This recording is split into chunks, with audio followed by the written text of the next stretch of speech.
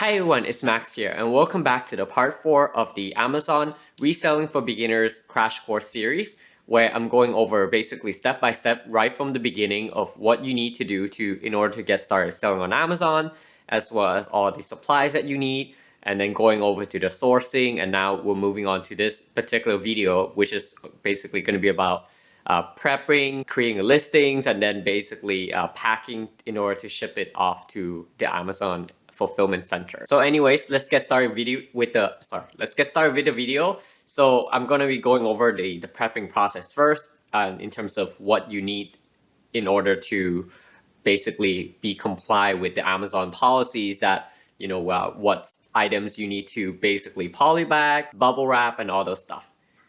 Let's get right into the video. All right, so first off, let's go over the products that you need to basically prep in order to be comply with Amazon. And these products, I got some of them from like Winners and like the TJ Maxx in the States. So these are considered RA product because I basically walk into the store to buy it, and we're gonna be taking off all these existing barcode, the store barcode with the price tag, and then put on the Amazon FN SKU label. And in terms of what you need for polybagging, it's quite simple. I'll show you on the computer later because some products that they said that you need to polybag or bubble wrap doesn't actually really make a lot of sense. And some of them I've been doing this for quite some time, and I never got dinged for doing it in my particular way. I don't actually look at the Amazon requirement anymore. So for instance, a product like this, let's just say this is a sunscreen. Obviously it's a sunscreen. And here you can see inside that it's still sealed. So typically I don't polybag these items. Whereas if you're selling something that's a little bit more like a liquid, like body wash for instance, those things I would definitely polybag for sure. And this is the type of polybag that I have. These are for the ones that are like the longer bottles basically. As for beginners, I recommend you to just get a whole set of like different sizes. They usually sell, I think they sell like the 400 pieces or 400 packs of like different size on Amazon. You can just buy them on here. Yeah, I got 6x9, 8x10, 11x14, and then 14x20. Those the 14x20 are basically good for like larger toys, for instance, if you are selling them. But obviously you're gated from selling them from the beginning, so you have to find a wholesaler for toys, and then you'll be allowed to sell those things. Products like this, for instance, this is a glass bottle, so definitely you're gonna need to bubble wrap these for sure. I'm sure that if you check the requirement on Amazon, they'll probably tell you to do so as well. And now some of the listings, for some reason, they don't specify that you need a polybag for them, but I want you to be basically logical here, because even if they say that it doesn't need them, maybe the person or whoever created listing didn't say that those items are fragile or like a liquid form or something. But just keep in mind that let's say if this was a body wash that's like completely liquid and you don't polybag them, and when you ship them it got damaged, it's gonna go basically to every other products that are in your box. And I'll show you photos of the recent event that happened. Basically, I created a removal order on Amazon, and then basically this whole entire liquid bottle of like this aloe juice or something like that just got completely demolished. Like it like literally just, there was messes everywhere in that entire box of removal of like 50 units. So then I managed to actually get a reimbursement from Amazon because it was technically their fault that they didn't put any bubble wrap or anything around that. And a product like this, I don't really remember if you require, like if they say you require polybagging for these.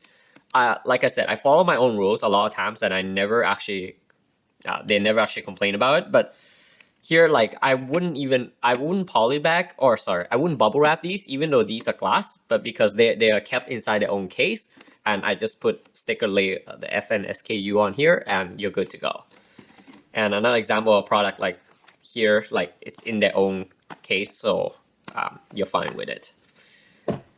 And yeah, let's go over how I basically remove the barcodes, and then I'll hop onto the computer to show you creating the listing and everything. All right, so to remove these barcodes, and I went over all the supplies that I basically used for this particular business in the second part of the series. But basically I'm using a mini heat gun here. So I'm going to heat this up for about like maybe like 10 seconds or so, and then using the Scotty peeler here to wedge this thing up. And these are really useful. Like I skipped out on this for like a good 2 or 3 months when I started, and I truly regret it, because removing these barcodes from doing RA, it's like a huge hassle. So I'm just gonna heat up this real quick. A tip from using these mini heat gun is not to get the one from Home Depot, which are, or any like those, you know, tools and hardware stores, because those are like 1500 watts barcode, whereas these ones are only 300, and they're not like super strong by all means. See, it peels right off with the Scotty peeler after using the heat gun. So this is really convenient. It used to take like forever. And if there are residues on here, which sometimes it does happen, then you'd be using Glue Gun with a little bit of like tissue or paper towel or something, and just wipe this off gently. And then obviously get all the smelly Glue Gun off, because you don't want those customers to smell it. And sometimes, just a few times that happen, where they basically put their own like price barcode onto the plastic thing like this, or even like a shrink wrap. Don't use a heat gun for those, because it's gonna destroy the plastic here, like the shrink wrap. I ruined one of them in the past, and I learned my hard lessons, and just try to remove it off, like using Scotty peeler. Or better yet, find the products that sometimes they just put a barcode in the back. Like sometimes they label it up top, in the front. I always pick the one that they put it right in the paper portion of wherever products that you can find. You're not going to be able to avoid that all the time, but it's just a really good tip for you. Okay, so in terms of creating the listing, I actually prefer to use the mobile app of the Seller Central itself, just because it has the camera function, and then I'm not creating like a bulk amount of like adding products into the inventory, and otherwise you can use the computer to do so, and I'll show you on the computer version as well. I just find it easy because I can use the camera. So you just want to go to add a product on the Seller Central app, and then press the camera function, and you basically want to hold and scan the UPC barcode here, so you can see that this listing is already on here. If you have done your research properly, which I hope you do, and with doing the arbitrage model, you don't want to basically create a new listing unless you know for sure it's like selling really, really well, and for some reason it doesn't have a listing. But otherwise, it's a lot easier, because you can see the sales rank, you can see how much it's selling, blah, blah, blah. So here, like, you can look at the products and stuff. I'll just show you one of them that I'm selling. Obviously, I'm just using this one as an example. But yeah, you can look at the prices and stuff like that. I already know them. So you basically just want to go to list, which is on the bottom here, and then add in your prices. Obviously creating this as new. You want to sell a lot of items that I'm selling are all obviously new, except like used books or something, and then just save and finish, and just wait for a while, maybe up to like 15 minutes even, and then it will appear into your inventory, and I'll show you what to do from here. All right, so hopping onto my computer here, you should see that within the Manage Inventory section, that your listing has been created, like how I show you how to use and add a product on the smartphone. And if that doesn't work, what you want to do is basically go into this 3- line, and then go to Catalog, and then Add Products. So once you do that, I'm going to go back here because I clicked that already. So once you do that, you wanted to basically grab the UPC barcode. So typically I use the little barcode scanner, or I'm just going to sheet here. Basically, you want to just grab the UPC barcode from the product itself, and then search it up. And if it's there, it will show up here. You say that you wanted to create a new listing, and then sell this product. So then it will take you to this page basically, which is where you basically input in the price that you want to sell at. Typically, you want to match the buy box, and then create a new listing. Since I already have it, I'm not going to do it again. And in case you want to create a new bundle, new multi-pack, or just doing private label, you basically wanted to go to create a new listing here. I don't use it too often because, like I said, I'm reselling products that already exist on Amazon. And then let's just say if you want to do grocery, like obviously grocery gate is gated, but I'm just gonna select something random here. That's it's a food product, blah blah blah. And you basically have to go through all these details and hassles if you want to sell your own product, or if the product doesn't have any listing on Amazon, because you have to input the UPC barcode here.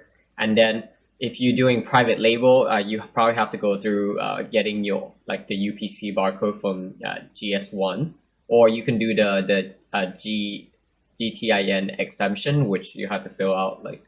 It's a whole different process. But basically, fill out all the information, the brand name, blah blah blah, how much counts it is, and it will ask you for the price and images and stuff like that. So for the sake of the video, I'm just going to pretend that you are reselling a product, and then it's already on here. So what you want to do next is create the FN SKU, or known as the Amazon label barcode. So basically you want to click onto here and then go to the action, and you basically want to print items labels. So once you do that, it will take you to this page, and obviously you can select a whole bunch of SKUs and ASINs at once, and then you can, let's just say I'm gonna ship 10 of these products in, which I don't actually have, but that's okay. So we go to print item labels, and then it's gonna save it somewhere here.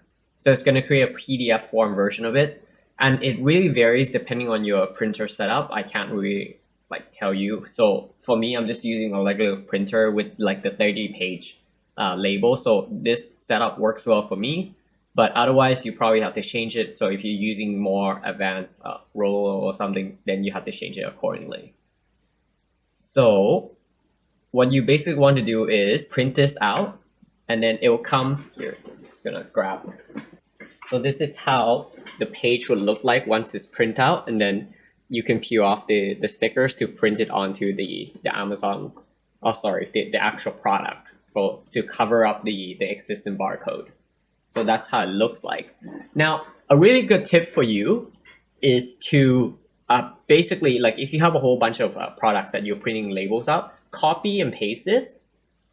So just copy this whole section, go to notepads, and just leave this information here. So you're gonna have a bunch of SKUs here, blah blah blah. 10 quantity, I don't know, 14 or something like that. So copy a whole bunch of this here, and I'll tell you in a minute exactly why. Because typically what I do is I cover up the UPC barcode with the Amazon barcode, and then I pack it in the box right away. So let's check if you can see the camera behind me. I have this box here. So the reason why I do that is because I can get an estimate of how many boxes that I need right away, and then I want to pack it as most efficient as I can to minimize the shipping cost to the fulfillment center. And now let's go back to so going back to this page after you created the Amazon FN SKU, you want to click onto this again, and then go to send and replenish inventory here. So then it's going to take you to the shipping page, which because I'm working with the prep center, it might take me, so it's taking me to the old layout page. This is actually what the layout used to look like. And I know a lot of people actually prefer this layout, but for the sake of the video, I'm actually going to go to the new layout, just because I think a lot more people who are new sellers will probably be more familiar with the newer layout. There are pros and cons in for those as well. I should mention that. So let's see here. So what you want to do is grab the SKU number or ASIN or whatever. So I'm just gonna grab the ASIN here because I already have it copy and paste, and then click search. So once you find your ASIN, and typically it's gonna also ask you if you require any prepping from Amazon, but in my case, I always select as by sellers because I already did everything. And this is where it's gonna inform you that if the particular product is liquid, that it will require polybagging. If it's fragile, then it's gonna say bubble wrap here somewhere, like around here. But here they said no prep is required, you just need unit labeling, which we're doing already. So in this case, I'm just gonna pretend that I'm shipping 10 units in and click pack and ready. So obviously you can search up like hundreds of ASINs here if you're shipping like so many products at once. But for demonstration, I'm just gonna pick up one, and then it's gonna show here that the SKU is ready to send.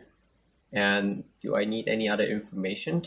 Oh, I forgot. I should mention that if you're doing multi-pack or like bundling and stuff like that, you also want to get one of these rolls that you can find on Amazon.